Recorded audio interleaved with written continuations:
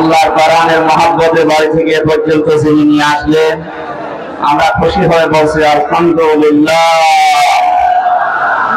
রব্বানা লাকাল হামদ হামদান কাসীরান তাইয়িবান মুবারাকান ফীহি। ইয়া রাব্বি লাকাল হামদু কামা ইয়ানবাগি লিজালালি ওয়াজহিকা ওয়া আযীমি সুলতানিক। বিশ্বনবী জানিয়েছেন, এক সাহাবী এই দোয়াটা পড়ছিলেন নামাজের পরে। নবীজি ডাক দিয়ে বললেন, সাহাবী, আমি নবী, তুমি নবী না। আমি যা দেখতে পাই তুমি তা দেখতে পাও না। তুমি যখন এই কথাগুলো বলছিলেন, আমাদের আল্লাহর ফেরেশতারা দেখলাম তোমার জীবনের নেকি লেখার জন্য প্রতিযোগিতা করছে, কে কত বেশি নেকি লিখতে পারে।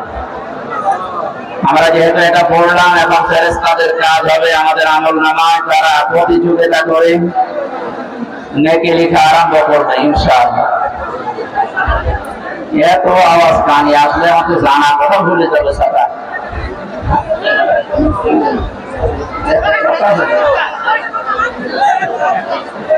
এমনি 3 বছর ছেলে থেকে কত কিছু ভুলে গেছে, আবার যতটুকু আছে আওয়াজ সব ভুলে যাচ্ছে।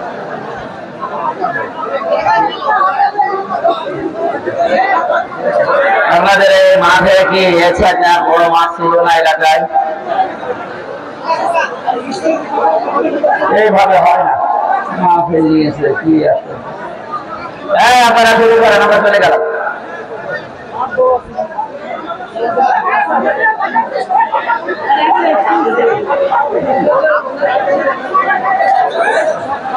সুবহানাল্লাহ আলহামদুলিল্লাহ লা ইলাহা ইল্লাল্লাহ। আওয়াজ লাগনা কানিয়া। সুবহানাল্লাহ আলহামদুলিল্লাহ লা ইলাহা ইল্লাল্লাহ লা ইলাহা ইল্লাল্লাহ মুহাম্মাদুর রাসূলুল্লাহ।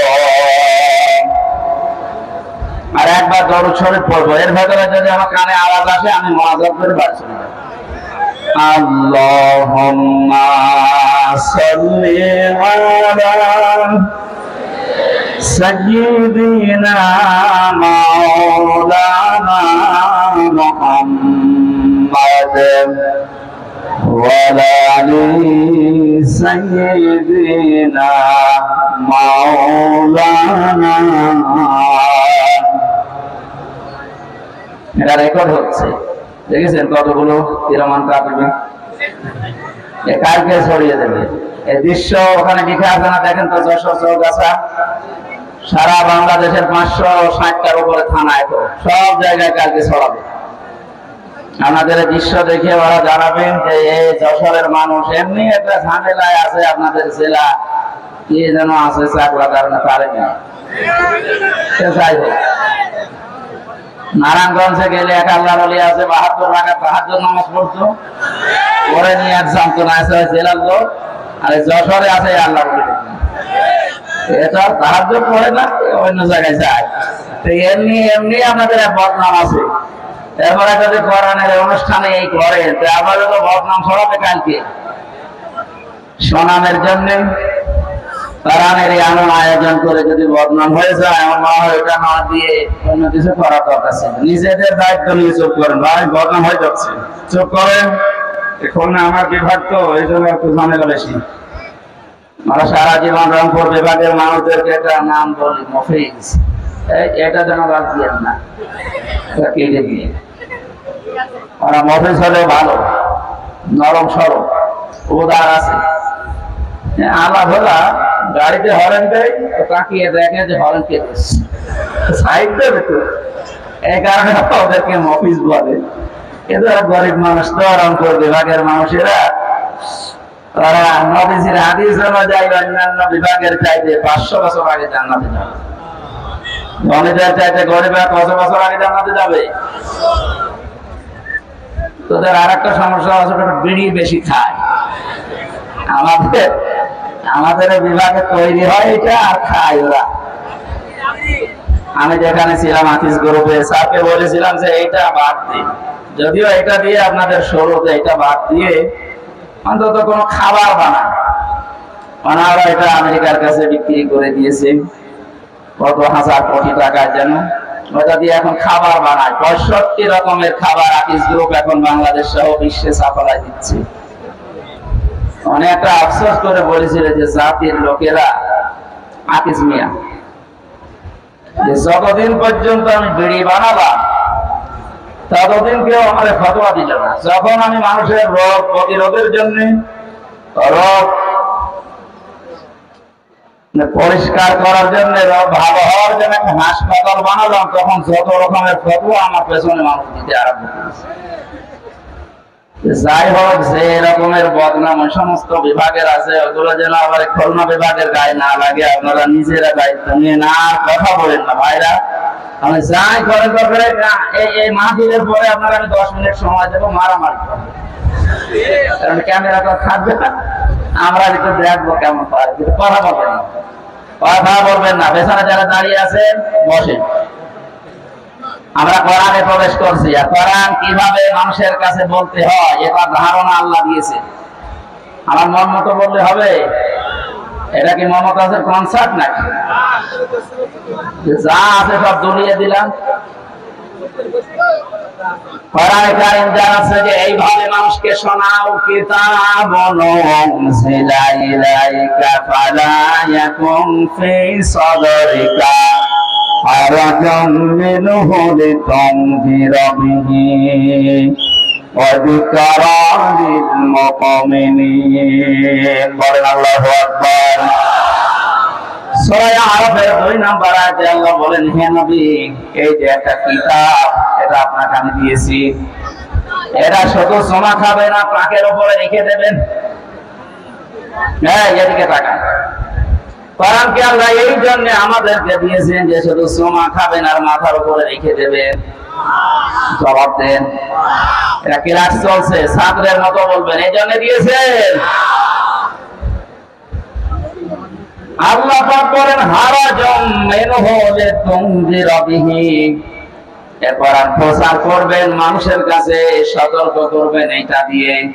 কিন্তু একটা বিষয়, এই যে সাদরিকা আছে, এই কোরআন প্রচার করতে গিয়ে, তাফসীর করতে গিয়ে আপনার মনের ভেতরে যেন কোনো সংকীর্ণতা কাজ না করে, দ্বিধা, দ্বন্দ্ব, ভয়, ভীতি এগুলো আপনার কাছে যেন না আসে।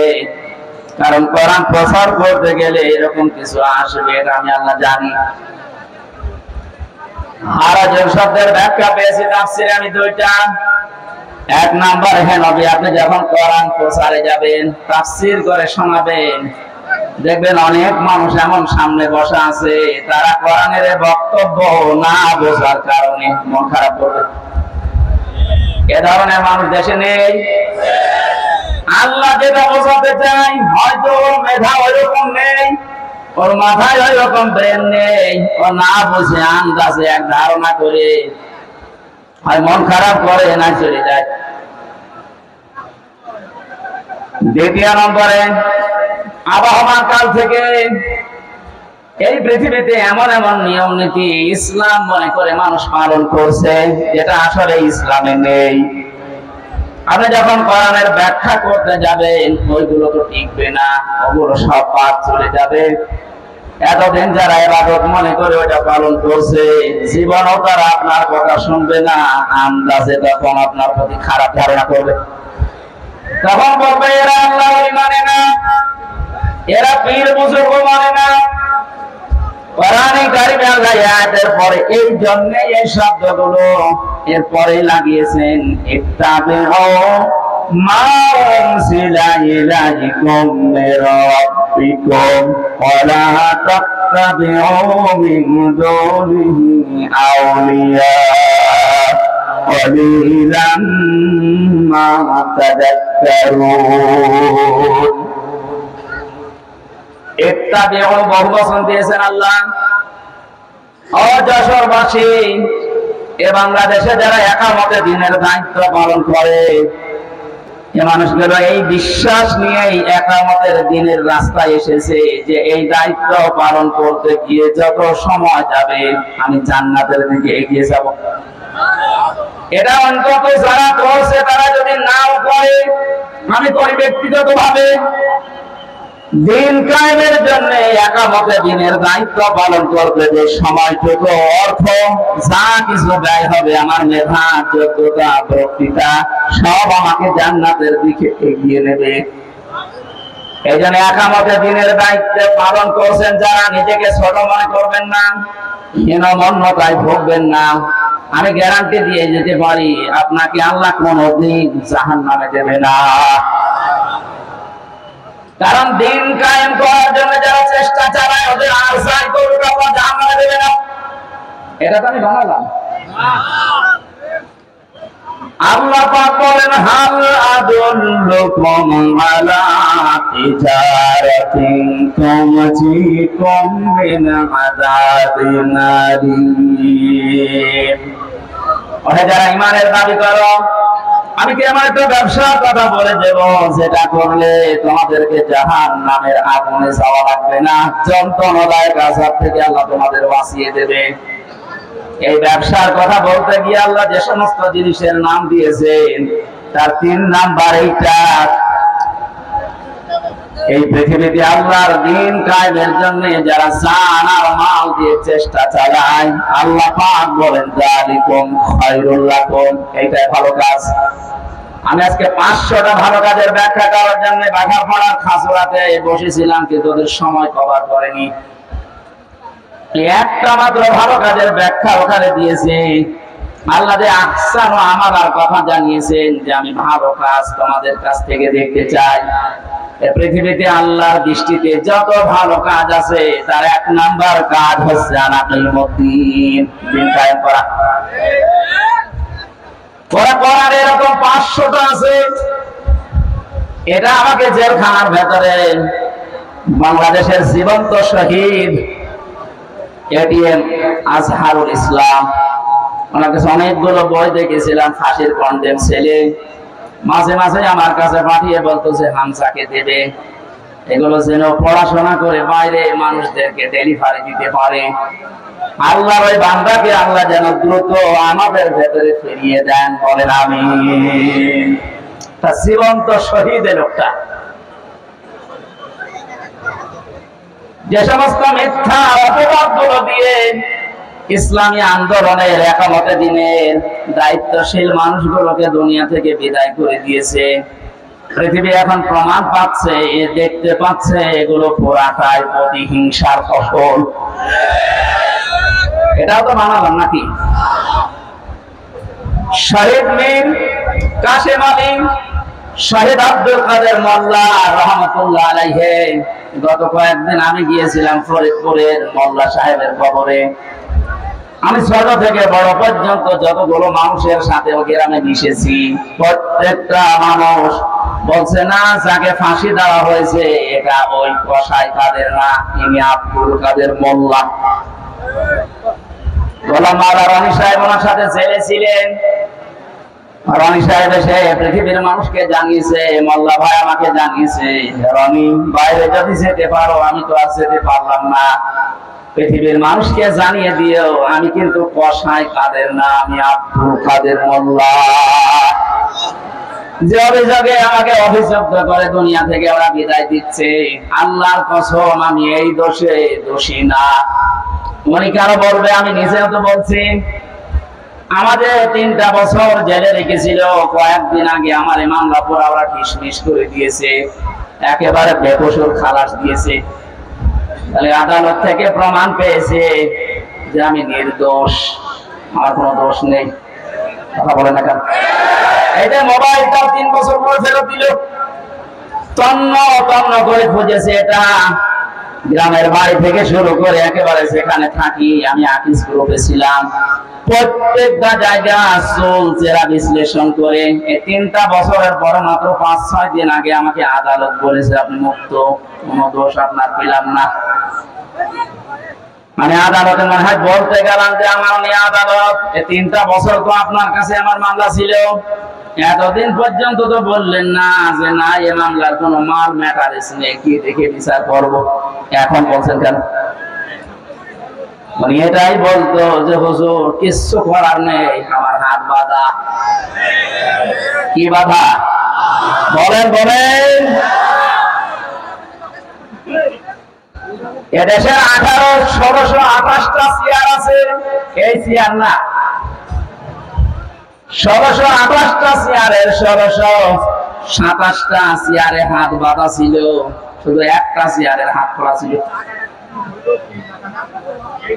যারা এই কাজ করেছেন আমরা এখন আহ্বান জানাবো, বাংলাদেশ যেহেতু দ্বিতীয়বার স্বাধীন হয়েছে, 1700 উপরে জীবন দিয়েছে ছাত্র আর ছাত্রীরা, সুতরাং এই স্বাধীন দেশে আমরা আর কারো হাত বাঁধা দেখতে চাই না।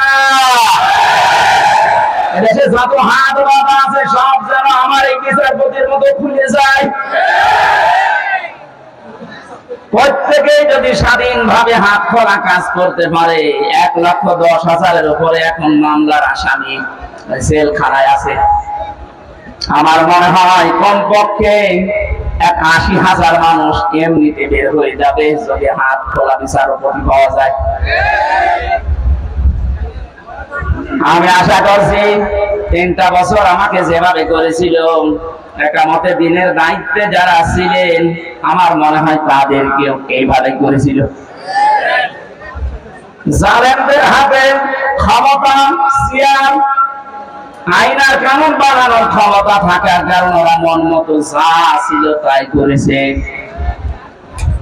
আমারটা যেমন বেকসুর খালাস পেয়েছি, আল্লাহর কসম যেগুলো মারা গেল, শহীদ হয়ে গেল, এই মানুষগুলো জীবিত থাকলে কেউ বেকসুর খালাস পেয়েছিল।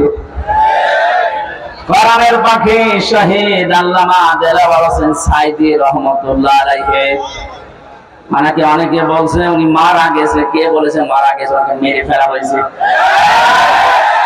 ওনাকে মেরে ফেলা হয়েছে, এর বাস্তব প্রমাণ ওনার হাসিটা।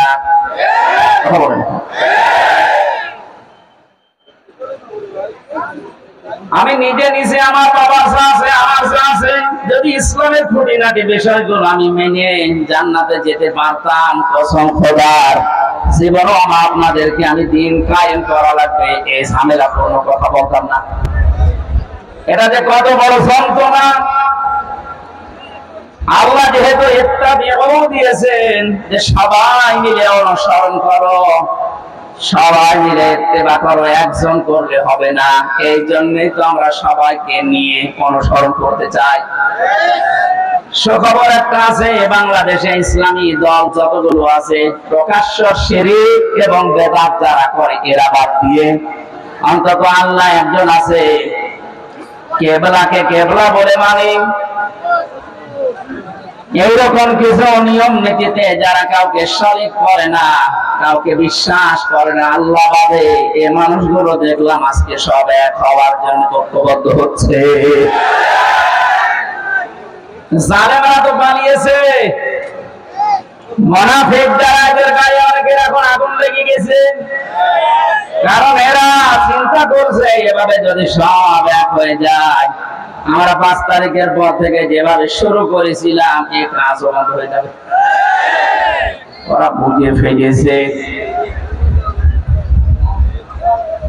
এরা আশা করছে যেভাবে এগিয়ে যাচ্ছে সবাই মিলে অনুসরণ করার জন্য ধর্ম বিষয়ক উপদেষ্টা যিনি আছেন ডক্টর আহমদ খালিদ হোসেন, আল্লাহ তার হায়াতে তাজ্জেবা সিহাতে কল্লিয়া বাড়িয়ে দেন, বলেন আমিন।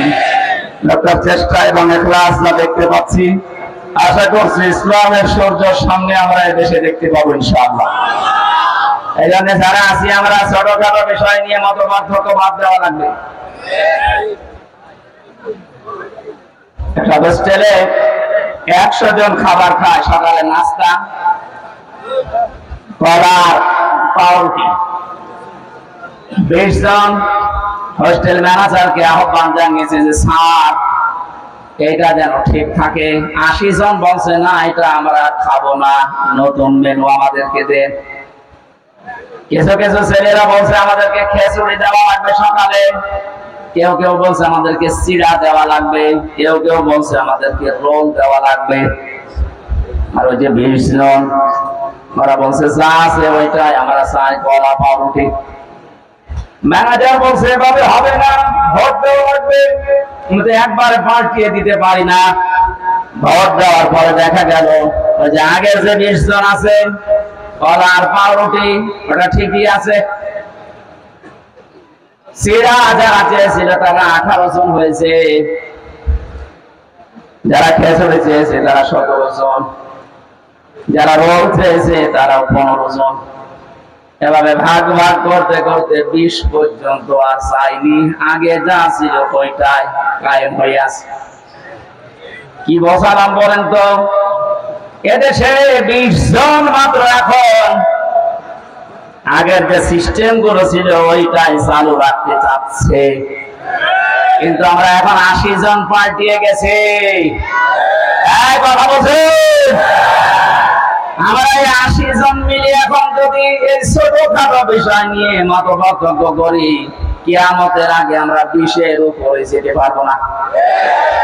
এই জন্য সব বাদ দেওয়া লাগবে। কার কয় করে টুপি, কার লম্বা টুপি, কার সোবা, কার সিরা, কে হাত বাঁধে, কে মোনাজাত করে, এগুলো সব বাদ দেন। আল্লাহ একজন আছে, রাসূল আমার নেতা, এই বিশ্বাসে যারা বিশ্বাসী তারা আমরা এখন 80 জন। আরো জোরে আমরা কোন বিষয় নিয়ে আর সামনে ঝামেলা যেন না করে। 80 জন যদি ঠিক থাকতে পারি, ভোট যদি 80টা এক জায়গায় পড়ে, ওরা তো 20 জন চালিয়ে আসছে আগে থেকে, কিয়ামত পর্যন্ত ওরা আর মারবে না, কারণ আমাদের বরদোয়া লেগে আছে। আরাবিলা তাজার আলাল আরদি মিনাল কাফিরিনা দাইয়ারা ইন্নাকা ইন তাজারহুম ইয়াকুল্লু ইবাদাকা ওয়ালা ইয়ালিদু ইল্লা ফাজিরান কাফারা। আল্লাহু আকবার। হযরত নূহ দোয়া করেছিলেন, মাবুদ বহু চেষ্টা চালিয়েছি 9.5 বছর 900 বছর ধরে, এ মানুষ ভালো হয়নি, তোমার কাছে আমি শেষ পর্যায়ে বরদোয়া নিলাম, এদের আন্ডা বাচ্চা পর্যন্ত যেন জমিনে না থাকে, কারণ যেইটা থাকবে ওইটা দিয়ে তোমার বান্দাদেরকে গোমরা বানাবে। আমরা 53 বছর, কোরআনের পাখি প্রায় 50 বছর চেষ্টা চালিয়েছে, কিন্তু জালেমদের পরিবর্তনের কোন সুযোগ ওরা গ্রহণ করেনি। কথা বলে না কেন? চেষ্টা তিনি কম চালিয়েছিল। অধ্যাপক মতিয়ার রহমান চেষ্টা চালিয়েছে, বহু কায়দায় উনি বুঝিয়েছে আপনাদের, কিন্তু 20 জনের যে অবস্থা, ও সারা জীবন কলা পাউরুটি যাবে। এক কথা বলছে না? 80 জন আমরা পরিবর্তন হয়ে পর্যায়ে এসেছি, আর ওরা ফের 20 জনই আছে, কিয়ামতের আগে আর পাল্টাবে না। কেন পাল্টাবে না?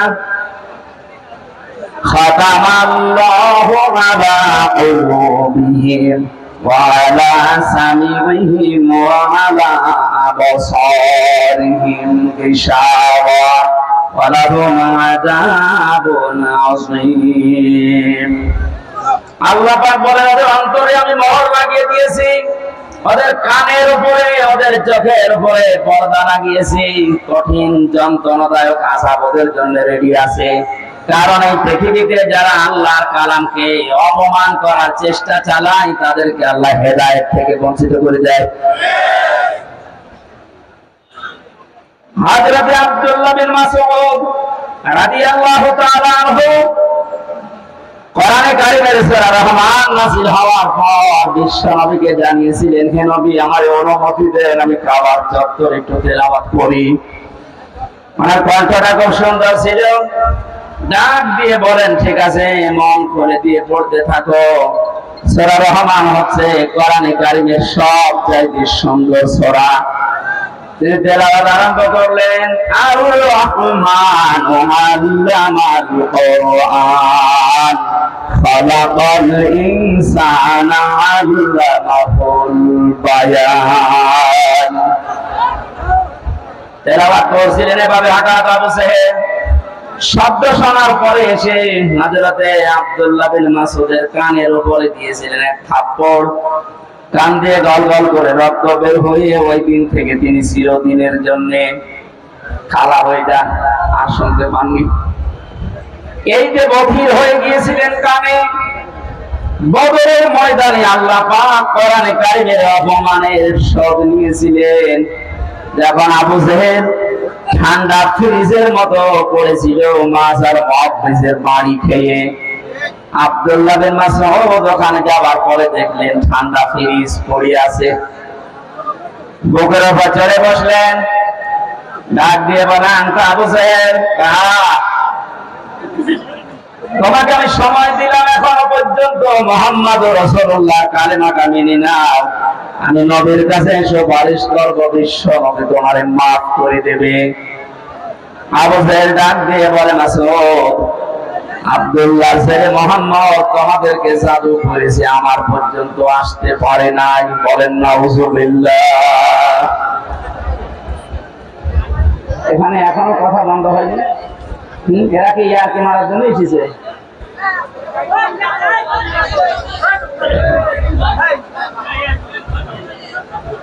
আমার ভাইরা, হযরত আব্দুল্লাহ বিন মাসউদ দৌড় দিলেন নবীজির রওজার কাছে।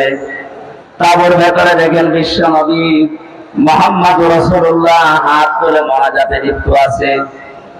দেখলেন মোনাজাত যখন চলছে আরেকবার যায়, যারা পড়ে আছে এখনো মরে না, ওদের ভেতরে গিয়ে দেখলেন আবু জেহেল এখনো খাবি খাচ্ছে। ডাক দিয়ে বলে, তোরে সময় দিয়েছিলাম, আর একবার দিলাম, বল।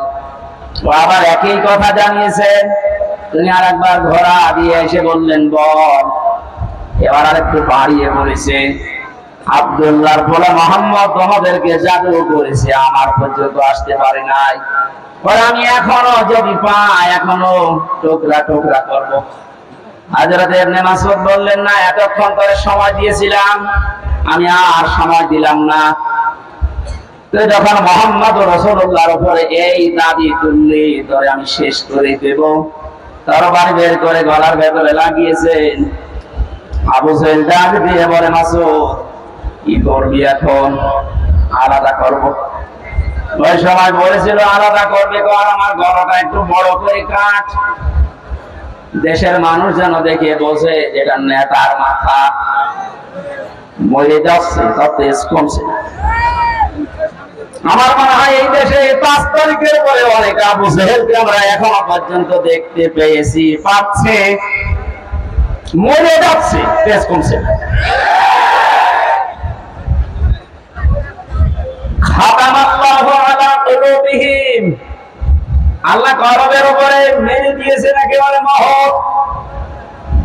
এর ভালো হওয়ার কোনো পরিবেশ নেই। ইবনে মাসউদ চিন্তা করলেন, এর মাথাটা যদি নবীজির তাবু পর্যন্ত নিয়ে যেতে পারি, নবী আমার জন্য দোয়া করবেন। তিনি মাথা ধরে টানলেন, 2 হাত দিয়ে দেখে নড়ে না। চিন্তা করলেন, মাথা এত ভারী হয়ে গেল কি করে? কাছে যে রশি ছিল, তরবারি দিয়ে কানের ছিদ্রি একটা, ওর ভেতরে বান্ধন দিয়ে তিনি টানতে আরম্ভ করলেন, দেখে না, নড়ে না। কি মাথা এত ভারী হয়ে গেল কি করে? 2 কান ছিদ্রি করলেন, 2 কানের ভেতরে রশির অগ্রভাগ 2টাই ঢুকিয়ে যখন সুন্দর করে বাঁধন দিয়ে অপর ভাগ ধরে টান দেওয়া আরম্ভ করলেন, এবার মাথা নড়া আরম্ভ হয়েছে। চিন্তা করেন, এতক্ষণ পর্যন্ত মাথা টান দিয়েছি, নড়ে না, এখন নড়ছে কোন কারণে? আল্লাহ রাব্বুল আলামিন বোঝাতে চেয়েছেন, মাসউদ, আমার কোরআন কাবার সামনে তেলাওয়াত করার কারণে এই লোকটা তোর কানের উপরে থাপ্পড় দিয়ে একটা কান নষ্ট করে দিয়েছিল। আমি আল্লাহ আজকে তোর হাতে ওর 2টা কান নষ্ট করে দিয়ে প্রতিশোধ নিলাম। পরকালে কি করবো এটা আমি আল্লাহ জানি। আমি যেটা বোঝাতে চাচ্ছিলাম, এই পৃথিবীর ময়দানে কোরআনে কারিমের গায়ে যারা হাত দেয়, অপমান করার চেষ্টা করে কোরআন কেন্দ্রিক কোন বিষয়ের সাথে, আল্লাহ পাক কিন্তু দুনিয়াতে তাদের শাস্তি দিয়ে দেখিয়েছেন। কুমিল্লায় মন্দিরে যারা দেবতার পায়ের কাছে কোরআনে কারিম রেখেছিলেন আজ কিন্তু ধরা পড়ে যাচ্ছে। দশ ছাপিয়েছে ইসলামী আন্দোলন যারা করে একামতের দিন যে এরা করেছে দুনিয়া উল্টিয়ে যাবে। কখনো একামতের দিনে কোন নেতা কর্মী দেবতার পায়ে কোরআন রাখবে আমি বিশ্বাস করি না। ওরা হেফাজত ইসলামের উপরে চাপাতে চেয়েছিল যে কোরআন এরা মে মাসের 5 তারিখে আগুন লাগিয়েছে, এটা এখন প্রমাণ হচ্ছে আগুন দিয়েছে কে? আপনাদেরকে হেদায়েত থেকে বঞ্চিত করে দিয়েছে আল্লাহ এমনিতেই না, প্রমাণ এইটাই। কারণ কোরআনের উপরে যারাই হাত দেয় তাদের কপাল আল্লাহ নষ্ট করে দেয়। আমার ভাইরা, আমরা সবাই মিলে অনুসরণ করবো, কারণ হচ্ছে আমি একা একা অনুসরণ করার কথা আল্লাহ এখানে দেননি, বহু বচন দিয়েছেন। এখানে সবাইকে নিয়ে অনুসরণ করতে চাচ্ছি, কিন্তু যাদের কপালে কোরআনের কারণে মোহর মারা আছে এই 20 জন, কলা পাউরুটি যারা চেয়েছে ও মরণ পর্যন্ত ওইটাই চাইবে। ওরা চাইতে থাক, আমরা তো এখন 80 কয়জন? 80 বলেন বলেন, আরো বলেন বলেন, আরেকবার 80 জন যদি আবার ভোট করেন 20 কিন্তু আবার আসবে, ভোট করা যাবে? বলেন একটু মিলিয়ে দেখেন তো কোথায় 80 আর কোথায় 20। এরপর আমরা পারি না, কারণ আমরা কেউ 18, কেউ 17, কেউ 15, কেউ 14। আর ওরা যেহেতু আবহমান কাল থেকে আসতেছে 20 আমরা আর এই 17, 18, 19-এ থাকবো না, আমরা এখন 80 হয়ে যাবো ইনশাআল্লাহ। সময় যেহেতু সামনে আসছে আমরা 80 হবো, আমরা 20 থাকবো ইনশাআল্লাহ। এটা করতে হলে সবাই মিলে অনুসরণ করা লাগবে আল্লাহ যেটা দিয়েছে। তার নাম কি? বলেন বলেন। আল্লাহ পাক আয়াতের পরবর্তীতে জানিয়েছেন ওয়ালা তাত্তাবিউ মিন দুনিহি আউলিয়া, কোরআন বাদ দিয়ে পৃথিবীর কোন ওলি আল্লাহর অনুসরণ করার দরকার নেই। প্রশ্ন আসতে পারে আল্লাহ কি তার ওলিদের বিরুদ্ধে? না। সূরা ইউনূসের 62 নম্বর আয়াত 11 নম্বর পারার 15 নম্বর পৃষ্ঠার 1 নম্বর লাইনে আছে আলা ইন্না আউলিয়া আল্লাহি লা খাউফুন আলাইহিম ওয়া লা হুম ইয়াহজানুন। আল্লাহ পাক বলেন কোন ভয় নেই, কোন চিন্তা নেই, আমার ওলি যারা তাদের কোনো ভয় চিন্তা নেই। তাদেরকে সতর্ক করলাম, সুসংবাদ জানালাম, এদের ব্যাপারে তোমরা সাবধান থাকবা, এদের ভয় চিন্তা নেই। সূরা আরাফের 3 নম্বর আয়াতে বললেন কোন অনুসরণ করার দরকার নেই। ওই আয়াতের সাথে আয়াতের কোনো মিল পাচ্ছি না। তাহলে আল্লাহর কথাও চাচা এরশাদের মতো সকালে একটা বিকালে একটা, হ্যাঁ?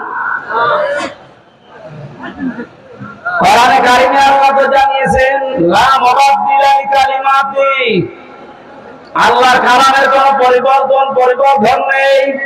অথচ ওখানে বললেন ওলিদের কোনো চিন্তা নেই, আর এখানে বলছেন ওলি অনুসরণ করার দরকার নেই। মুফাসসিরিনে কেরাম লিখেছেন আয়াতের ব্যাখ্যা করতে গিয়ে আল্লাহ এই জন্যে ওলি অনুসরণ নিষেধ করেছে। আল্লাহ খুব ভালোভাবে জানেন, কারণ বর্তমান ভবিষ্যৎ এগুলো সব জানেন কে? আরো জোরে বলেন। সব যেহেতু তার নিজের জ্ঞানে আছে, উনি আগে জানতেন যে ভবিষ্যতে কিয়ামত পর্যন্ত আমার এমন বান্দা বান্দি দুনিয়ায় আসবে, আর আমি আল্লাহর চাইতে ওদের আব্বাকে বড় মনে করবে। এই জন্য আল্লাহ নিষেধ করেছেন কোন আব্বার কোন অনুসরণ করার দরকার নেই। আল্লাহ আফসোস করছেন যে আমার বক্তব্য শোনার পরে আমার কিছু বান্দা বান্দি ফিরে আসবে, অধিকাংশ গুলো মুখ ফিরিয়ে চলে যাবে। বলেন নাউযুবিল্লাহ। এখানে কোরআন উপস্থাপনের যে ধারণা আমরা শিখেছি আল্লাহর কাছ থেকে, আপনি হয়তো না বোঝার কারণে মন খারাপ করতে পারেন। 2 নম্বরে আল্লাহ যেটা জানাতে চেয়েছে ওটা আবহমান কাল থেকে আসতেছে, আল্লাহর বক্তব্যের সাথে মিলছে না। এখন আপনি কি ওই বাপ দাদার তাই মেনে চলবে না আল্লাহর বর্ণনা করাটা? এরা আর একটা বিষয়, একটা মাসলা পাওয়া যায়। আজ যারা অন্ধ অনুসরণ করে ইসলামকে, দিনকে মানার চেষ্টা চালাচ্ছেন, এদেশে আছে। এই কারণে বলছি, পৃথিবীতে শুধু মুহাম্মদ রাসূলুল্লাহ সাল্লাল্লাহু আলাইহি ওয়াসাল্লামকে বাদ দিয়ে কাউকে অন্ধ অনুসরণ করা জায়েজ নেই। কেন জায়েজ নেই? কারণ উসওয়াতুন হাসানা এই শব্দটা শুধুমাত্র মুহাম্মদ রাসূলুল্লাহকে আল্লাহ দিয়েছেন। পৃথিবীর কাউকে আল্লাহ উসওয়াতুন হাসানা এটা গ্যারান্টি দেয়নি। লাকাদ কানা লাকুম ফি রাসূলিল্লাহি উসওয়াতুন হাসানা, অবশ্যই তোমাদের জন্য মহত্তম আদর্শ লুকিয়ে রেখেছি আমি আল্লাহ রাসূলুল্লাহর জীবনে। কার জীবনে? বলেন বলেন। আল্লাহকে এখানে বলতে পারতেন না যে আব্দুল্লাহ বিন মুহাম্মদ ইবনে আব্দুল্লাহ, তার জীবনের ভেতরে আমি লুকিয়ে রেখেছি, তার নাম তো আল্লাহ জানতেন।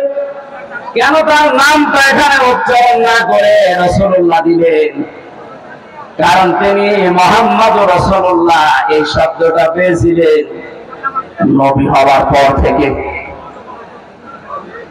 40 বছরের আগ পর্যন্ত মানুষ তাকে আরব জাহানে বলতো আব্দুল্লাহ বিন মুহাম্মদ। আর 40 বছরে যখন তিনি কোরআন পেয়েছেন তখন শুধু আব্দুল্লাহ বিন মুহাম্মদ না, হয়ে গেছে রাসূলুল্লাহ। অনুসরণ করা, অনুকরণ করা মুহাম্মদ ইবনে আব্দুল্লাহকে ফরজ না রাসূলুল্লাহকে ফরজ? আশা করছি আমি যেটা বোঝাতে চাচ্ছি আপনি বুঝবেন। এই বাংলাদেশ সহ বিশ্বের বহু জায়গায় আমি গিয়ে দেখেছি তারা এখনো পর্যন্ত এই কথা বলছে আমরা নবীওয়ালা কাজ করি। হ্যাঁ, আপনি আব্দুল্লাহ বিন মুহাম্মদ ইবনে আব্দুল্লাহ, তিনি যতদিন পর্যন্ত নবী হওয়ার আগ পর্যন্ত এ নামে মানুষ তাকে ডাক দিয়েছে, আপনার জীবনে এই কাজগুলো আছে। কারণ তিনি ওই সময় সত্য কথা বলতেন, ভালো কাজের আঞ্জাম দিতেন। কোন মানুষ যদি বিপদে পড়তেন সেখানে এগিয়ে যেতেন। এই কাজগুলো মুহাম্মদ ইবনে আব্দুল্লাহর জীবনীতে আমরা সিরাত ইবনে হিশামে সিরাত বিশ্বকোষের ভেতর থেকে পেয়েছি। কিন্তু তিনি যখন রাসূলুল্লাহ হয়ে গেছে, তার আপন চাচা আবু লাহাব পর্যন্ত জানের শত্রু হয়ে দাঁড়িয়েছে। এই বাংলাদেশ সহ বিশ্বে আজ যারা বলেন আমরা নবীওয়ালা কাজ করি না, আপনি মুহাম্মদ ইবনে আব্দুল্লাহর কাজ করেন। রাসূলুল্লাহ নবীওয়ালা কাজ যদি কেউ দাবি করে, উনি যেমন রাসূল হওয়ার পর থেকে 63 বছর, এই 23 বছরে 82 বার টার্গেট হয়েছিলেন ইহুদিদের, আপনি অন্তত 82 বার না হলেও 2 বার তো হবে। আপনাকে ইহুদি খ্রিস্টান মুশরিক সবাই ভালোবাসে, সবাই ভালো বলে, বুঝতে হবে আপনার কাজ এখন রাসূলুল্লাহর কাজ হয়নি। এজন্য আমাদের অনুসরণ করা দরকার এখন থেকে মুহাম্মদ ইবনে আব্দুল্লাহ না রাসূলুল্লাহ। আরো জোরে আল্লাহ রাব্বুল আলামিন রাসূলুল্লাহকে অনুসরণ অনুকরণ করার তৌফিক আমাদেরকে যেন দান করেন, বলেন আমিন। এখানে অনুসরণ করার জন্য 27টা পয়েন্ট আমি পেয়েছি তাফসীরে। বিশ্ব নবীকে অনুসরণ করা লাগবে এই কারণে, قل إن كنتم تحبون الله فاتبعوني يحببكم الله إلى آخر آيات। সূরা আলে ইমরানের 31 নম্বর আয়াতে আল্লাহ জানিয়েছেন, হে নবী, মানুষকে আপনি কথা বলেন যদি আল্লাহকে ভালোবাসিয়ে দাবি তারা করে, তারা যেন আপনার অনুসরণ করে। শব্দের দিকে খেয়াল করেন, ফাত্তাবিউনি, আমার অনুসরণ করো। এখন এই অনুসরণটা মাস্ট বি করাই লাগবে 1 থেকে 40 না 40 থেকে 63। এই সহজ কথাগুলো আপনি বুঝতে চান না, খালি ফটোবাজি করেন কেন বলেন তো? 1 থেকে 40 বছর পর্যন্ত পৃথিবীতে কেউ যদি মুহাম্মদ ইবনে আব্দুল্লাহকে না মানে অনুসরণ না করে সে জান্নাতে যাবে না। একটা হাদিস দেখান, কোরআনের একটা আয়াত বলেন। কিন্তু মুহাম্মদ ইবনে আব্দুল্লাহ থেকে যখন রাসূলুল্লাহ হয়ে গেছেন, ওরা সবাই এখানে জানে উনি রাসূল হয়েছিলেন কত বছর বয়সে? আরো জোরে বলেন। 40 থেকে 63, কত? এই 23 বছরের 1 সেকেন্ডে যদি কেউ না মানে সে কাফের। ফতোয়া নতুন করে বানানো লাগবে? আল্লাহর কোরআন জানিয়েছে রাসূলুল্লাহকে অনুসরণ করা মাস্ট বি ফরজ। আমা আতাকুমুর রাসূল, আল্লাহ কিন্তু আমা আতাকুম মুহাম্মদ ইবনে আব্দুল্লাহ দেননি। শব্দগুলো একটু খেয়াল করে পড়তে পারেন না? তোমাদের কাছে রাসূল যা নিয়ে এসেছেন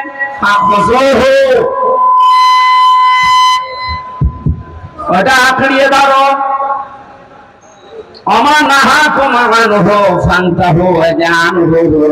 রাসূলুল্লাহর দিকে তোমাদেরকে রাসূলুল্লাহ যা নিষেধ করে ওইগুলো ছেড়ে দাও। আত্তাকুল্লাহ, আল্লাহকে ভয় করো। ইন্নাল্লাহা শাদীদুল ইকাব, অবশ্যই আল্লাহর আযাব বড় কঠিন। এবার আসেন আয়াতের মূল শিক্ষায়। বিশ্ব নবী মুহাম্মদ রাসূলুল্লাহ আমরা সবাই স্বীকার করে নিচ্ছি যে উনি হয়েছিলেন 40 বছরে, না জন্মের পরে? আরো জোরে বলেন। ওনাকে অনুসরণ করা লাগবে কি মুহাম্মদ ইবনে আব্দুল্লাহ হিসাবে না রাসূলুল্লাহ হিসাবে? রাসূলুল্লাহ হিসাবে অনুসরণ করলে এখানে ফাত্তাবিউনি দিয়েছেন। আল্লাহকে ভালোবাসিয়ে দাবি যদি করে থাকো, এখানে ইহুদি খ্রিস্টান বৌদ্ধ 4500 ধর্মের লোকেরা আছে। প্রত্যেকেই তার দেবতা বলেন, ভগবান বলেন, গড বলেন, যাই বলেন সবাই কিন্তু বোঝাতে চায় কাকে? বলেন বলেন।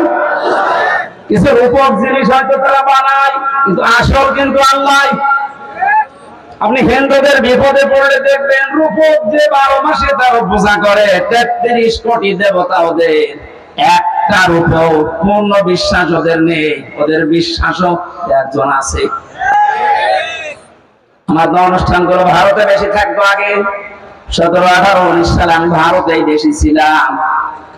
দেখেছি ওই সমস্ত জায়গায় বিপদে পড়লে হিন্দু ড্রাইভার আমাকে চালিয়ে নিয়ে যেত কলকাতায়। তবে একটা হিন্দু মানুষ ভগবানকে ডাকা বাদ দিয়ে বিপদে পড়লে, চরম বৃষ্টি যখন, তখন বলছে ও বড়লা একজন আছে। আমার বাস্তব জীবনে আমি দেখেছিলাম চরমনায়, বরিশালে যখন ছোটবেলায় ছিলাম। সময় তো ব্রিজ ছিল না, নৌকায় যাওয়া লাগতো, লঞ্চে যাওয়া লাগতো। একবার ওঠার পরে দেখে বিশাল ঝড় উঠেছে। আমরা যারা মুসলমান পড়ছি লা ইলাহা ইল্লাল্লাহ লা ইলাহা ইল্লা আনতা সুবহানাকা ইন্নী কুনতু মিনাজ জালিমিন। সামনে দেখলাম দাদা আর দাদি বসে আছে হিন্দু, ওরা পড়ছে লা ইলাহা ইল্লাল্লাহ। বললাম দাদা চেহারাটা কেমন হচ্ছে অন্য ধর্মের, মুসলমান হয়েছেন কবে? বলছে না মুসলমান হয়নি, কালেমা পড়লেন। যে ঝড় উঠেছে ও কালী দুর্গার কাজ না, আল্লাহ রাখবে। ওরাও জানে যে একজন আছে, কথা বলেন ঠিক কিনা? যে যে ধর্মে তার নতুন নতুন রূপক অর্থে বানিয়ে নিয়েছে, কিন্তু আসল একজন আছে। এই কথা সবাই যেহেতু বলছে, আল্লাহর এই কথা জানাতে চাচ্ছেন। তোমরা যারা বলো আল্লাহ তোমাকে ভালোবাসে, তোমাকে আমরা মহব্বত করি, আল্লাহ বলছেন এই কথার দাবি পূরণ করার জন্য ফাত্তাবিউনি, আমার রাসূলের অনুসরণ করা লাগবে। কি করা লাগবে? এবার আমার প্রশ্ন, এখানে যারা জ্ঞানী মানুষ তাদের কাছে এই অনুসরণ কি আংশিক না পূর্ণাঙ্গ? আরো জোরে বলেন।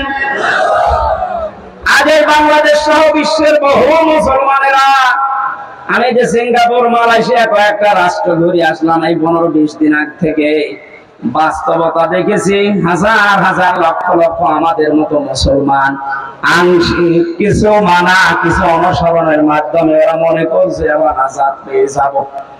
অথচ ফাত্তাবিউনি, আমার অনুসরণ করো। আমরা সবাই স্বীকার করছি অনুসরণ আংশিক না, এটা পূর্ণাঙ্গ। নাকি আংশিক? পূর্ণাঙ্গ অনুসরণ করবেন আপনি। এখন অনুসরণ যখন আরম্ভ করবেন, আল্লাহ বলেন দুইটা জিনিস আমি দেব। এক নাম্বারে জীবনের যত অপরাধ আছে জাম্বন না দিয়ে শুনো বহু বছর দিয়েছে। আপনি যদি অনুসরণ করা আরম্ভ করেন, আপনার জীবনে দুইটা পুরস্কার আল্লাহ দেবে। যত গুনাহ ছিল পেছনে সব আল্লাহ রাসূলের অনুসরণের কারণে মাফ করে দেবে। দুই নম্বরে আল্লাহ পাক যদি কাউকে মাফ করে দেয়, তার জন্য বানানো জান্নাত দেবে। এ কথা মানেন তো? এবার আসেন আমার মূল শিক্ষাটাই। এই বাংলা সহ বিশ্বের যত মুসলমানেরা আজ আমরা আংশিক অনুসরণ করে মনে করছি যে না আমরা আল্লাহর ভালোবাসা মহব্বত পেয়ে গেছি। আপনি হয়তো নামাজে রাসূলকে মানেন, রোজাতে রাসূলকে মানেন, হজ করতে গিয়ে রাসূলের অনুসরণ মতো হজ করেন, যাকাত দিতে গিয়ে রাসূলুল্লাহর অনুসরণ করেন। বিশ্ব নবী যে বিচার করেছিলেন কোরআন দিয়ে, সেইটাই আপনি আর রাসূলকে মানেন না, তখন মেনে নিয়েছেন ব্রিটিশকে। আরো আসতে বলেন, আপনার অনুসরণ কি আংশিক হয়েছে না পূর্ণাঙ্গ? আংশিক অনুসরণের মাধ্যমে আল্লাহর মহব্বত ভালোবাসা পাওয়া যাবে না। আর আল্লাহর মহব্বত যদি পাওয়া না যায়, জান্নাতও যাওয়া যাবে না।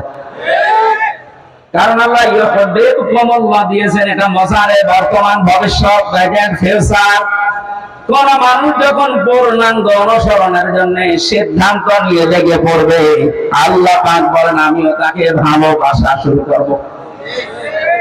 এখানে কত জ্ঞানী মানুষ আছেন আপনার বিবেকের কাছে? আপনার আমার প্রশ্ন, আপনার শরীর থেকে শুরু করেন, ৩.৫ হাত বডি, আপনার পরিবার, আপনার সমাজ, আপনার রাষ্ট্র, আপনার আন্তর্জাতিক নীতি তাকান, সব জায়গায় অনুসরণ যদি পূর্ণাঙ্গ আপনি না করেন, আল্লাহর কোরআন বলছে আপনাকে আল্লাহ এখনো ভালোবাসা আরম্ভ করে নাই। তাহলে এই আয়াত অনুযায়ী বাংলাদেশে হাজার হাজার পীর আল্লাহর ভালোবাসা এখনো পায়নি। বেশি বলে ফেললাম? আশা করছি আমি যেটা বোঝাতে চেয়েছি এখন থেকে আর অপূর্ণাঙ্গ না, আমরা পূর্ণাঙ্গ অনুসরণ করতে চাই রাসূলুল্লাহকে। আজকের আমার তেলাওয়াত কিন্তু আয়াত ওইটাই, সূরা ইউনূস 25 নম্বর আয়াত, কোরআনে কারীমের 10 নম্বর সূরা, এটা 11টা রুকু আছে, 109টা আয়াত আছে। মক্কায় নাযিল হয়েছে। একটা আয়াত আর একটা আয়াতের আংশিক পড়েছি। আল্লাহ রাব্বুল আলামিন জানিয়েছেন। এবার আমি তাফসীর আকারে শুরু করছি, জবান খুলে পড়েন। আউযু বিল্লাহি মিনাশ শাইতানির রাজীম। বিসমিল্লাহির রহমানির রহিম। والله يدعو إلى دار السلام। আল্লাহ পাক বলেন আমি আল্লাহ তোমাদেরকে আহ্বান জানাচ্ছি, ডাকতেছি শান্তির ঘরের দিকে। আজ বাংলাদেশ বৈষম্য বিরোধী ছাত্র আন্দোলনের মাধ্যমে যে 9টা দফা দিয়েছিল, ওই দফাগুলো একটা একটা করে একটু পড়ে দেখেন। আমি তো মিলিয়ে দেখেছি এর বাস্তব প্রতিফলন ওই 9টা। আমি ওগুলো সব নোট করেছি, একটা একটা করে আপনি মিলাবেন এখন থেকে। যারা আছেন যেখানে দাঁড়িয়ে বসে শুয়ে খুব অ্যাক্টিভ, আল্লাহ পাক বলেন আমি তোমাদেরকে ডাকি আমার শান্তির ঘরের দিকে। তামাম বাংলাদেশের এই ৫৬,০০০ বর্গ মাইল মনে করেন একটা ঘর। এটা কি? আরো জোরে বলেন। আল্লাহ যে ঘরের দিকে ডাকতেছে, ওই ঘরের নাম জান্নাত। ওই ঘরের নাম কি? 8টা জান্নাতের যে দরজা আমরা নাম শুনি, জান্নাতের দরজা 8টা না 100টার উপরে আমি কোরআনে পেয়েছি। এ বিষয়ে একটা বইও লিখেছিলাম ওই সময়, যে জান্নাতের স্তর 100টা, তার ভেতরে দারুস সালাম একটা দরজার নাম। দারুস সালাম মানে শান্তির বাড়ি বা ঘর। আল্লাহ পাক এখানে ডাক দিয়েছেন যে তোমরা শান্তির ঘরে প্রবেশ করো। এই পৃথিবীর মানুষ যেটা উদাহরণ দিয়ে বসে বেশি, আমি ওইভাবে চেক করেছি, বাস্তবে আমরা দেখি একটা ঘর যদি কেউ বানাতে চায় বসবাসের জন্য, শান্তি পাওয়ার জন্য, ইসলাম শব্দটা এখানে আল্লাহ দিয়েছেন দারুস সালাম। সালাম সিলমুন, এখান থেকে ইসলাম, এর শাব্দিক অর্থ হচ্ছে শান্তি। কিন্তু কেউ যদি সুখ পেতে চায়, এর আলাদা একটা আরবি শব্দ আছে রহাতুন। রহাতুন মানে সুখ। রহাতুন মানে কি? ঘরের ভেতরে মানুষ সুখ পাওয়ার জন্যই প্রবেশ করে। এই যে এখান থেকে সারাদিন সারা রাত মানুষ কর্মজীবন শেষ করে যখন বাড়িতে যায়, ঘরে প্রবেশ করার সঙ্গে সঙ্গে একটা অজানা সুখ আপনাকে ঘিরে ধরে, মানে একটা টের পান না। বাইরে যতক্ষণ আগে ততক্ষণ একটা আতঙ্ক কাজ করে, একটা ভয় ভয় কাজ করে, অথচ ঘরের ভেতরে 4 দেওয়াল দিয়ে যেটা আটকানো, কি আছে ওর ভেতরে, ওখানে গেলে একটা আলাদা শান্তি, ওই ভয়টা আল্লাহ যেন দূর করে দেয়। কথা বলেন ঠিক কিনা? আল্লাহ বলেন আমি আমার একটা ঘরের দিকে তোমাদেরকে ডাকছি, যে ঘরে প্রবেশ করলেই তোমরা সুখ আর শান্তি দুইটা পেয়ে যাবে। যেহেতু আমরা এখন একটা ঘর বানাবো, ঘর বানাতে প্রথমে খুঁটি দেওয়া লাগে। কি দেওয়া লাগে? খুঁটি বা পিলার দেওয়া লাগে। আল্লাহ যে ঘর বানাতে আমাদেরকে নির্দেশ দিচ্ছে যে শান্তির ঘরে প্রবেশ করো, এই ঘর যদি 56,000 বর্গ মাইলকে আপনি বানাতে চান, তাহলে 4টা খুঁটি আল্লাহর কাছ থেকে নেওয়া লাগবে। এই খুঁটিগুলো যদি কেউ ভারত থেকে নেয়, বিপদে পড়বে। ওরা এখন বিপদে আছে। কথা বলে না, ওরা বহু চেষ্টা চালিয়েছিল ওই সময় পাকিস্তান থেকে আমাদের এই দেশটাকে ভাগ করার জন্য। ওরা যেমন সাহায্য করেছে 7 সিস্টারের মাধ্যমে ওদের দেশকে ভাগ করার জন্য আমরা সাহায্য করি।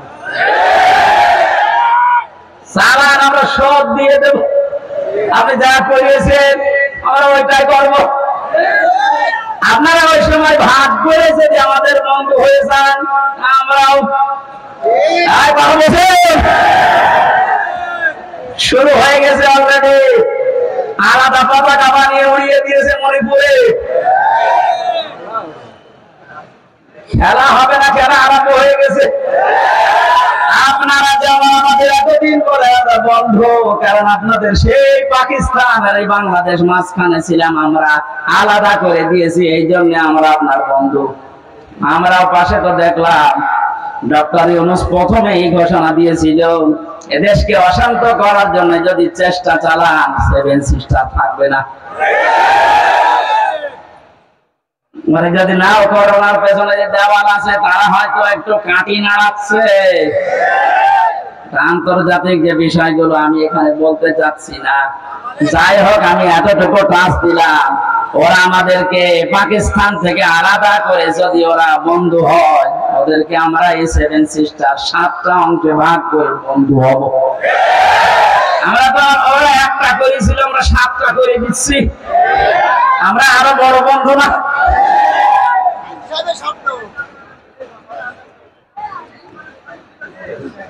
যশোরবাসী এবার খেয়াল করেন, না আমরা শুধু ভারত থেকে না, চীন থেকে না, রাশিয়া থেকে না, আমেরিকা না, কারো কাছ থেকে খুঁটি নিতে চাই না। আল্লাহ যে খুঁটি দিয়েছে শান্তির ঘর বানাতে, আমরা ওই খুঁটি নেব। আমার কথার অর্থ বোঝার চেষ্টা করেন, খুব খেয়াল করে শুনবেন। আমি কোরআনে কারীম থেকে পেয়েছি, 1 নম্বরে আল্লাহ পাক বুনিয়াল ইসলাম আলা খামসিন শাহাদাতি আল্লাহ ইলাহা ইল্লাল্লাহ। এই যে হাদিসটার ভেতরে 5টা বিষয় আছে, তার 4টা খুঁটি আমি সেট করেছি। নামাজ, রোজা, হজ আর যাকাত, এই 4টা খুঁটি মজবুত ভাবে গেড়ে দেওয়া লাগবে। খুঁটি থাকলে হয় না। ঘরকে শান্তির ঘর বানাতে হলে বেড়া দেওয়া লাগে। কথা বলেন না কেন? কোরআনে কারীম থেকে আমি বেড়া বের করেছি চারটা। এক নম্বরে বেড়া, এক নম্বরে বেড়ার নাম হচ্ছে রাজনীতির বেড়া। এটা যেটা চলছে এখন দেশে, এটা পরিষ্কার করা লাগবে। চারটা বেড়া দিতে হয়, চারদিকে দেওয়াল দেওয়া লাগে। এক নাম্বার দেওয়াল তুলতে হবে রাজনীতির দেওয়াল। এটা অলরেডি আরম্ভ হয়ে গেছে। এখন যেহেতু আমরা শান্তির ঘর চাই, আর পৃথিবীতে শান্তির ঘরের দেওয়াল দিতে হলে রাজনীতি, এটা লেনিনের কার্ল মার্ক্সের না, রাজনীতি নেওয়া লাগবে রাসূলুল্লাহ। এবার রাসূলুল্লাহর রাজনীতি কি? এবার তাকান সূরা নিসা 5 নাম্বার পারা 6 নাম্বার পৃষ্ঠা 9 নাম্বার লাইনে 59 নাম্বার আয়াতের প্রথম অংশ।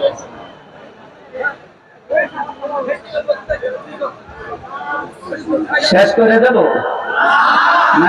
ওই লোকটাকে তুলে আমার চেয়ারে বসি।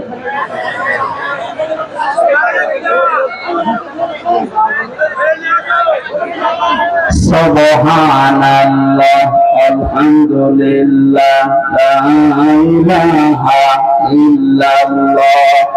সুবহানাল্লাহ আলহামদুলিল্লাহ লা ইলাহা ইল্লাল্লাহ। মাইকের আওয়াজ আর বাড়, গলা ব্যথা করছে। সুবহানাল্লাহ, হ্যাঁ এটা রসনের সাথে মাইকের কে তো বদনাম করে দেবো। এখন আওয়াজ দিচ্ছেন না, গলাটা নষ্ট করার জন্য আনতে আছেন না? আপনার আওয়াজ থাকতে আওয়াজ না বাড়িয়ে রেখে দিয়েছি কোন কারণে? সুবহানাল্লাহ আলহামদুলিল্লাহ লা ইলাহা ইল্লাল্লাহ।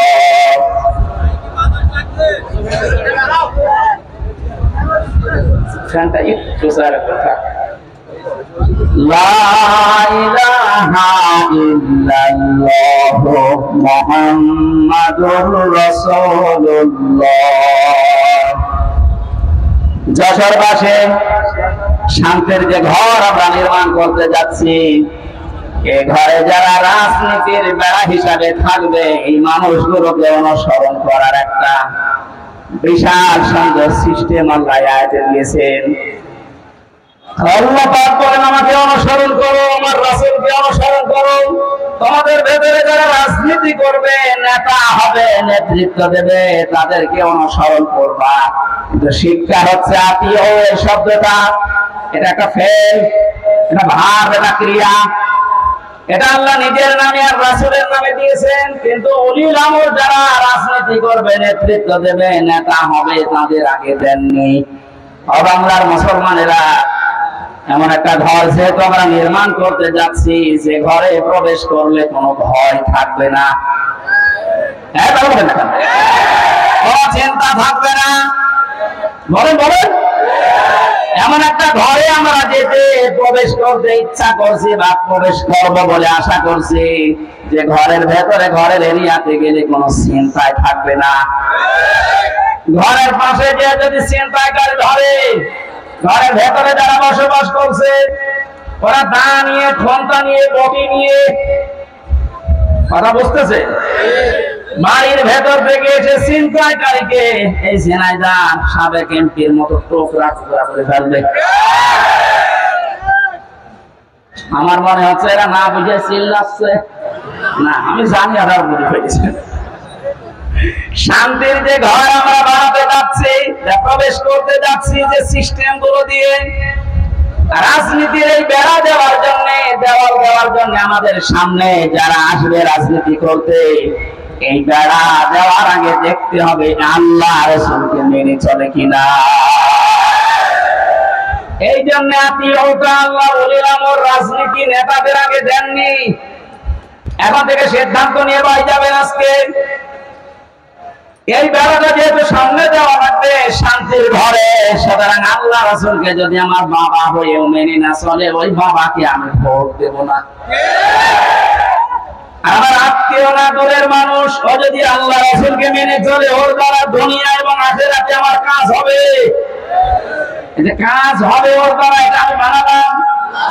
বলেন, সূরা নিসা 5 নাম্বার পারা 10 নাম্বার পৃষ্ঠার 12 নাম্বার লাইনের 85 নাম্বার আয়াতে আছে মাইয়াশ শাফাআতান হাসানাতাই ইয়াকুল্লাহু নাসীবুম মিনহা ইলা আখির আয়াত। দলিলগুলো লম্বা করছি না, গরমে আমার ভেতরে ঘেমে যাচ্ছে, জন্য তাড়াতাড়ি করছি। দুনিয়ায় যারা একটা ভালো কাজে সুপারিশ করবে, ভোট দেবে, রায় দেবে, সমর্থন জানাবে, ওই লোকটা চেয়ার পাওয়ার পরে যে ভালো কাজ করে সওয়াব পাবে, আপনি শুধু এই রায় দেওয়ার কারণে একই সওয়াব পাবেন। যে লোকটা এই কাজ করে আমাকে উপকার করছে দুনিয়া এবং আখিরাতে, সে যদি আমার গোলাম ভাই না হয়, আমার বাবা না হয়, ও যদি আল্লাহ রাসূলকে মেনে চলতে পারে, ওকে আমি সমর্থন জানাবো, সাপোর্ট করব, সুপারিশ করব। কারা এই মতের সাথে রাজি আছেন দেখে লিল্লাহি তাকবীর।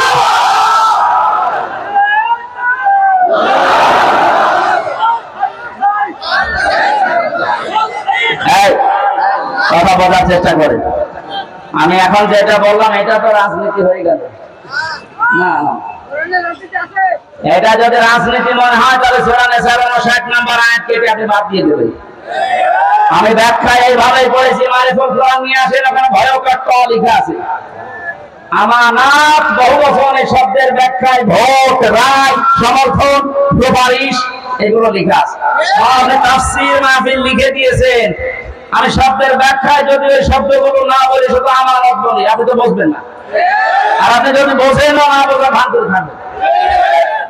এখন আর ভান করার অভ্যাস আছে? 5 তারিখের আগে ছিল, এখন আর ভান করার অভ্যাস নেই। যা পড়ি ওইটাই বলি ইনশাআল্লাহ। আগে তো এই যশোরে যাওয়ার জন্য সেই কুষ্টিয়া ঘুরে আসতাম, এখন একেবারে সরাসরি সূরা মন কাটে দিও। রাজনীতির বেড়াটা ঠিক করবেন আশা করছি। 2 নম্বরে বেড়ার নাম পেয়েছি আমি সমাজনীতি, 3 নম্বরে পরিবার নীতি, 4 নম্বরে আন্তর্জাতিক যে নীতিটা আছে এটা। এবার আমি 3টা বেড়ার কথা বললাম। পারিবারিক নীতির যে বেড়া, আমি ব্যাখ্যায় যাব। আর কয়েকটা জিনিস লাগে ঘর বানাতে।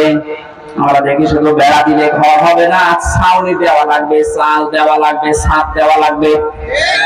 গ্রাম্য মানুষ যারা ঘর বানায় 4 চালা ঘর, এদিকে একটা, এদিকে একটা, ওইদিকে একটা, এদিকে একটা, চাল লাগে কয়টা? আমি কোরআনে কারীম থেকে 4টা চাল বানিয়েছি। 1 নাম্বার ইমানের চাল। যদি কেউ শুধু ছাদ দিতে চায়, পুরা ইমানটা দিয়ে ঢেকে দিলেই সম্ভব, আর অসুবিধা নেই। যদি 4টা চাল কেউ দিতে চায়, কোরআন জানিয়েছে সৎকর্মের চাল দেওয়া লাগবে, যোগ্যনীতির চাল দেওয়া লাগবে, সমাজনীতির চাল দেওয়া লাগবে। এই চালগুলো যদি একটা একটা করে কোরআন যেভাবে দিতে জানিয়েছে ওইভাবে আমরা দিতে পারি। শুধু চাল দিলেই হবে না, ঘরে প্রবেশ করার জন্য একটা দরজা লাগবে। আল্লাহ পাক যে দরজার ঘোষণা দিয়েছেন কোরআনে, লা ইলাহা ইল্লাল্লাহু মুহাম্মাদুর রাসূলুল্লাহ। আল্লাহর এই শান্তির ঘরে যদি কেউ প্রবেশ করতে চান, তাহলে এই কালেমা পড়ে এই দরজা দিয়ে প্রবেশ করা লাগবে। গত পরশুদিন আমার চুয়াডাঙ্গা ছিল, স্বামী স্ত্রী 2 জন এই দরজা দিয়ে অলরেডি প্রবেশ করেছে। এর কয়েকদিন আগে ছিল গাইবান্ধা, সরঞ্জিত নাকি নাম যেন, এই লোকটা এই দরজা দিয়ে আল্লাহর এই শান্তির ঘরে অলরেডি প্রবেশ করেছে। প্রতিদিন প্রতিনিয়ত আজকেও দেখলাম 26 জন আল্লাহর এই কালেমা পড়ে এই দরজা দিয়ে অলরেডি শান্তির ঘরে ঢুকে পড়েছে। আমরা তো আগে থেকেই ঢুকে বসে আছি। আল্লাহ যে ঘর বানাতে বললেন, ঘরের দরজার নাম কালেমা। নাম কি? জবান খুলে একবার পড়েন, লা ইলাহা।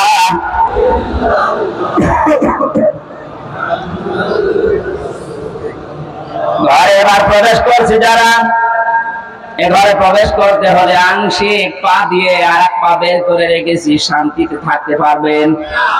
দরজা দেওয়া লাগবে না। বলেন, দরজা যদি কেউ দিতে চায়, কোরআনে কারীম জানাচ্ছে, ইয়া আইয়ুহাল্লাযীনা আমানু দুখুলু ফিস-সিলমি কাফা। সূরা বাকারা 208 নম্বর আয়াতের প্রথম অংশে আছে, ও হে ঈমানদারেরা, তোমরা যদি সত্যি শান্তি পেতে চাও, আমি যে ঘর দিলাম ইসলামের, এখানে আংশিক প্রবেশ করবা না, পুরোপুরি প্রবেশ করো। জোরে বলেন আল্লাহু আকবার।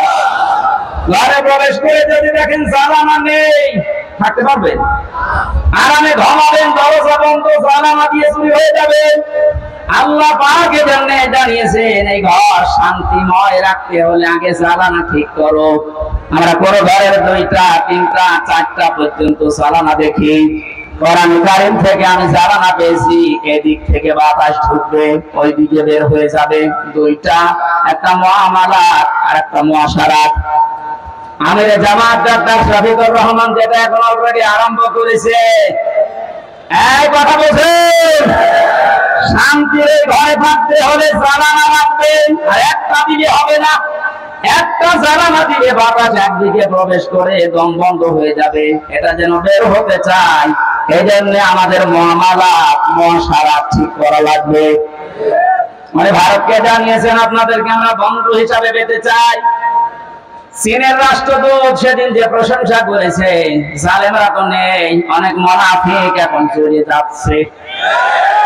কত বিচক্ষণ লোক আপনি জানেন। আমি ছিলাম প্রাসাদে 4 দিন, বাস্তবতা দেখেছি। লোকের মাথা নাই একটা ম্যাগনেট। আপনি 20 বছর পরে যেটা বুঝবেন, আল্লাহ ওনাকে 20 বছর আগে ওটা বোঝার মতো তাওফিক দিয়ে দিয়েছেন। ওনার যে স্যাক্রিফাইস, ওনার যে বিচক্ষণতা আছে, যে তাওয়াক্কুল ভেতরে আছে, আর যে ইখলাস নিয়ে উনি কাজ করে, আমার আল্লাহ মনে হয় এই কারণে ওনাকে আস্তে আস্তে তুলে দিচ্ছে। আপনি যত ষড়যন্ত্র করেন রুখতে পারবেন না। আমার প্রতিটি পদক্ষেপ আমার মনে হয় তাহাজ্জুদের নামাজ পড়ে সিদ্ধান্ত নিয়ে তারপরে করে। জেলখানায় যতদিন আমি দেখেছি, আমার তো সেজদা ছিল 2 মিনিট 2.5 মিনিট, আর ওনার সেজদা ছিল 1 ঘন্টা 1.5 ঘন্টা। মানে সেজদায় সে মনে হয় কাঁদতেন যে আল্লাহ আমাকে আরো ছেলে মেয়ে বেশি দাও, আমার সম্পদ আরো বাড়িয়ে দাও। কি করেছে 1 ঘন্টা 1.5 ঘন্টা সেজদায় বসে বসে। এমন এমন কিছু এই যে বছরের পর বছর জেল খাটার মাধ্যমে চেয়েছিলেন, আমার আল্লাহ ওই চাওয়াগুলো জিনিস এখন আস্তে আস্তে ওনাকে দিয়ে দিচ্ছে। জালেমরা বিদায় নিয়েছে, মুনাফিকদেরকে বলবো আপনি থামেন, পারবেন না। কারণ ওনার যে মুআমালাত, ওনার যে মুআশারাত, যে বিচক্ষণতা। কোথায়? কুষ্টিয়ায় 3 জন হাসপাতালে ভর্তি আছে। কুষ্টিয়ার জেলা আমি জানি না, উনি আছে কক্সবাজারে। ওখান থেকে জেলা আমিরকে কল দিয়ে বলছে 3 জন আপনার জেলায় হাসপাতালে কিছুক্ষণ আগে অ্যাক্সিডেন্ট করে পড়ে আছে, আপনি কোথায়? বলেন তো তার দূরদর্শিতা কত দূর? সেরকম একটা জেলা না, 64টা জেলা বাংলাদেশে।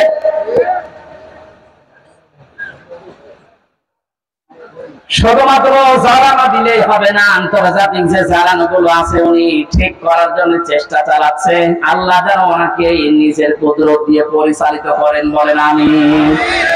শুধু জ্বালানো থাকলেও ঘর ঠিক থাকে না, ভেন্টিলেটর লাগে।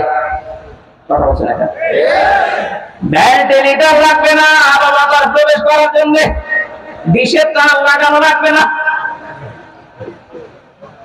বিদ্যুতের তার লাগানো লাগবে, ওয়াইফাই তার লাগাবেন, নয়তো আপনি আন্তর্জাতিক বিশ্ব নিয়ে খেলবেন কি করে, জানবেন কি করে। এজন্য ভেন্টিলেটর লাগবে কমপক্ষে 2টা 4টা। আল্লাহ রাব্বুল আলামিন কোরআনে কারিমে এমন সুন্দর সুন্দর ভেন্টিলেটর দিয়েছেন। সূরা আলে ইমরানের 85 নম্বর আয়াতে আছে, সূরা আলে ইমরানের 83 নম্বর আয়াতে আছে, সূরা আলে ইমরানের 19 নম্বর আয়াতে আছে। সুবহানাল্লাহ বলতে পারেন না? আমার গলা ব্যথা করছে, এজন্য দলিলগুলো শুধু নাম বলছি।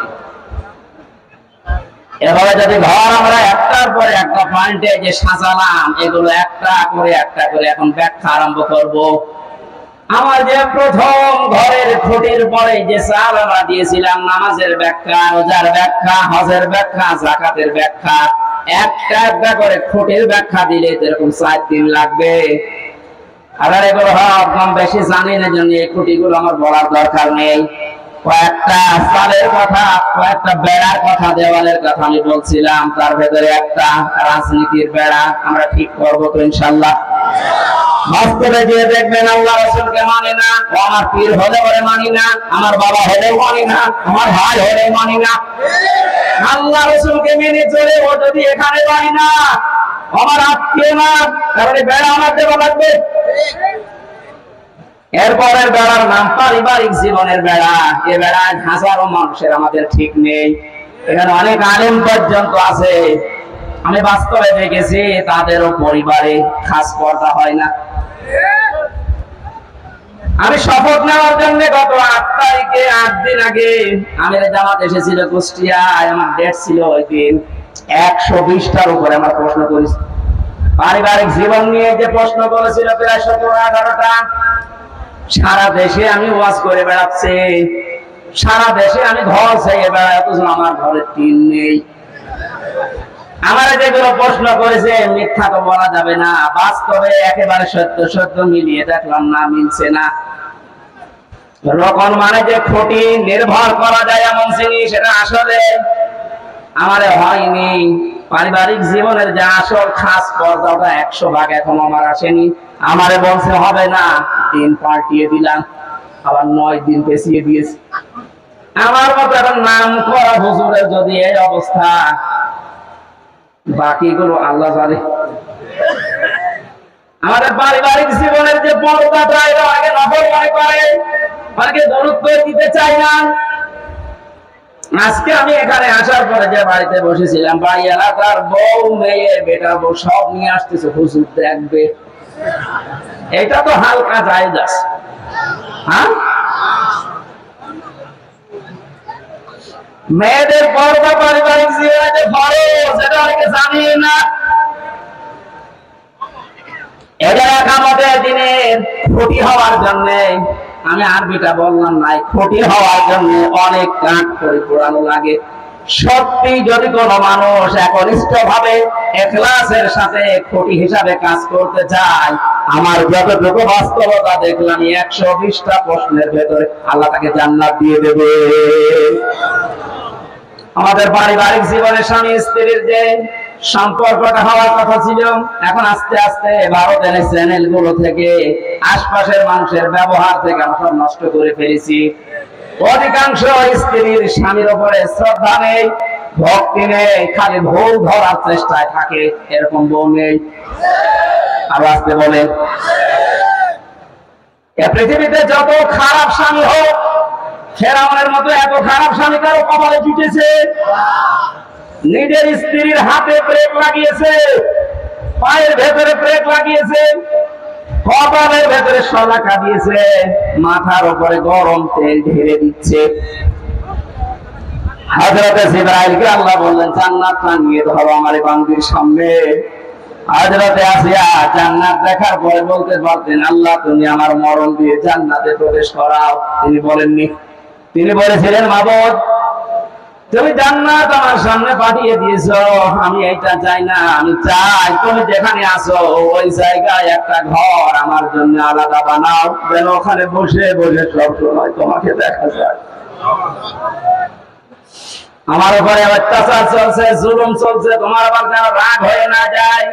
অনাজ্জিনি মিন ফিরআউনা ওয়া আমালিহি ওয়ানাজ্জিনি মিনাল কওমিস সালিমিন। আরবি গ্রামার যারা বোঝে জিজ্ঞাসা করেন, এক আলিফ ধরে আল্লাহ টান দিয়েছেন, অনাজ্জিনি, আমাকে তুমি বাঁচাও। এই যে অত্যাচার করে আমার স্বামী নিজে আর লোক দিয়ে করায়, এই জালেমদের হাত থেকে তুমি আমাকে বাঁচাও। কিন্তু আল্লাহ তুমি রাগ করে আমার স্বামীর উপরে গজব দিও না। এত বড় কঠিন বিপদের ভেতরে স্বামীর জন্য বরদোয়া দেয়নি। আর আমার আপনার বউ সারা জীবন আপনি মাটি করে দেবেন, খাটতে খাটতে মাথার ঘাম পায়ে ফেলে চুল উঠে যাচ্ছে আপনার। একদিন যদি একটা সাবান কম হয়, ফোঁটা দিয়ে ফোঁটা বের করে ফেলবে। বড় আছে বাংলা আরবি মিলে না, আমরা এরকম পারিবারিক জীবন চাই না। বিশ্বনবী মুহাম্মদ রাসূলুল্লাহর স্ত্রীর দিকে তাকান, তার পারিবারিক জীবন কেমন ছিল। হযরতে আয়েশা বলেন, মুহাম্মদ রাসূলুল্লাহ আমার স্বামী, তাকে আমি গোসল করাতেছিলাম, হঠাৎ রক্ত আর পানি প্রবাহিত হয়ে যাচ্ছিল। নবীজি বললেন, আয়েশা, পানির ভেতরে রক্তের মতো লাল কি দেখা যায়? হযরতে আয়েশা বলেন, হে রাসূল, আপনি যখন গোসল করার জন্য টুলের উপরে বসেছিলেন, ওর একটা পায়া আমার পায়ের উপরে পড়েছিল, আঙ্গুল ফেটে রক্ত বের হচ্ছে। বললেন, একটু বলতে পারলেন না আমাকে? আমি আগে উঠে পড়তাম। হযরতে আয়েশা বলেন, হে রাসূল, এটা তো আমার পায়ের আঙ্গুল ফাটা, রক্ত বের হয়েছে। যদি কলিজা ফেটে রক্ত বের হতো, আমার স্বামীকে আমি উঠতে বলতে পারতাম না। এরকম ভক্তি শ্রদ্ধা করা বউ তো ঘরে ঘরে। কার বউ এরকম? একটু হাত তোলেন তো। মহিলারা আছে কানে তো? একটা মানুষ হাত তোলে। কিসের ওয়াজ করবে? আমাদের এই যে বেড়া আছে, দেওয়াল, এই দেওয়াল নড় পড়ে জানা যাচ্ছে। কিসের সুখ পাবেন এই দেওয়ালের ভেতরে? কি আশ্চর্য! যশোরের মা বোনেরা একটা স্বামীও হাত তোলে নাই। আলহামদুলিল্লাহ বলবো না নাউজুবিল্লাহ বলবো? আমি জেলখানায় দেখেছিলাম 100 জনের প্রায় 70 জন জেল খাটতেছে এই পারিবারিক জীবনের কারণে। বই মেরে ফেলেছে, আধা মারা করেছে, যৌতুকের কারণে। এই সমস্ত বিষয় নিয়ে ওখানে বসে বসে আর একটা বই লিখেছি, দাম্পত্য জীবনে কলহ এবং সমাধান কি। মেয়েদের জন্য বিশেষ করে গাড়িতে আছে কিনা জানি না, আছে, ওটা নিয়ে যাবেন বউর জন্য, পরে বলবেন এটা শেষ করো। মেয়েকে বিয়ে দেওয়ার আগে ওটা পড়াবেন। 120 পৃষ্ঠা লেখা আছে, দেওয়ার সময় গাড়ি থেকে নিয়ে ওদের পড়ান। পারিবারিক জীবনের যে এই যে দেওয়ালটা, বেড়াটা, এটা আমাদের ঠিক করা দরকার। নয়তো আপনারও জীবনে এই জল্লাদ শাহজাহান এবং এখন যে জল্লাদ আছে কেন্দ্রীয় কারাগারে, এর নাম ইলিয়াস, এই বৌমারা কেসে জেল খাটছে। আমাদের কপালে ওইরকম আবার এসে যাবে কিনা আল্লাহ জানে। এই জন্য ওইটা নিয়ে পড়ান, পারিবারিক জীবনের এই দেওয়ালটা, বেড়াটা ঠিক করেন। আল্লাহ এরকম একটা শান্তির ঘর আমাদেরকে তৈরি করা তৌফিক দিন, যে ঘরের ভেতরে প্রবেশ করলে শান্তি পাওয়া যায়। আল্লাহ আমাদেরকে দোয়াও শিখিয়েছেন, আমরা ওই দোয়াই আরম্ভ করছিলেন। ربنا هب لنا من ازواجنا وذرياتنا قرة اعين واجعلنا للمتقين اماما রব্বুল আলামিন। কোরআন কারীম শোনার জন্য, বোঝার জন্য যশোরের এই মানুষগুলো এত পাগল, তুমি তাকিয়ে দেখো। প্রচন্ড এই গরমে আমার পেছনে ফ্যান লাগানো আছে, এরপরও আমার অবস্থা যা, ভেতরে ঘেমে শোক চলতেছে। এই মানুষগুলোর ফ্যান নেই, পাখা নেই, বাতাস নেই, ঘন্টার পরে ঘন্টা এরা বসে আছে। এই কোরআনের ইজ্জতে এদেরকে তুমি অমরের মতো বানিয়ে দাও। আজকের আলোচনায় সওয়াবগুলো তুমি নবীজির রওজায় পৌঁছিয়ে দাও। যত মানুষ কবরে আছে, আল্লাহ কবরবাসীদেরকে ক্ষমা করে দাও। মাহফিলের আয়োজন করতে গিয়ে তোমার যে বান্দারা শ্রম দিয়েছে, আল্লাহ তাআলা, আমার যে শ্রদ্ধাভাজন শ্বশুরের কারণে এখানে এসেছি, নসির আহমেদ, রব্বুল আলামিন তোমার গোলামকে ইসলামী আন্দোলনের সঠিক কর্মী বানিয়ে দাও। তার জীবনের ভালো কাজগুলো কবুল করে, অন্যায় কাজগুলো মাফ করে দাও। আল্লাহ আমার মামা শ্বশুর মাওলানা আলমগীর হোসেন আমার সাথে আজকে এসেছে, তার বাবাকে তিনি হারিয়েছে, বাবাকে মাফ করে দাও। মাওলানা হোসাইন তার বাবাকে অনেক দিন আগে এই দুনিয়া থেকে হারিয়ে ফেলেছে, আল্লাহ তুমি তার বাবাকেও কবরে মাফ করে দাও। মাওলানা রবিউল ইসলাম সহ যত আলেম এখানে বসে আছে, অধ্যাপক মতিয়ার রহমান স্যার সহ প্রত্যেকটি মানুষকে তুমি দ্বীনের খাদেম বানিয়ে দাও। রব্বুল আলামিন, আমার কণ্ঠে মারাত্মক ব্যথা, কথা বললেই ব্যথা বেড়ে যাচ্ছে। মুক্ত জীবনে যখন ফিরিয়ে দিয়েছো, আমার কণ্ঠটা তুমি ছেড়ে দাও। মা বোনেরা পর্দা হলে আছে, এদেরকে স্বামী ভক্তি বানিয়ে দাও। ফাতেমার মতো, আয়েশার মতো, হযরত আসিয়ার মতো তাদেরকে কবুল করে নাও। রোগ শোক যাদের দিয়েছে, আল্লাহ শেফায়ে কামেলা দিলা নসিব করো। প্রশাসনের ভাইরা যারা এসেছে, এদের উপরে তোমার খাস রহমত ঢেলে দাও। এলাকায় মাঠের নিচে যত মানুষ ঘুমিয়ে আছে, কোরআনের ইজ্জতে তুমি মাফ করে দাও। আগামীতে অনুষ্ঠানটা কোরআনের প্রচারের জন্য আরো বিশাল আকারে কবুল করো। ربنا ظلمنا أنفسنا وإن لم تغفر لنا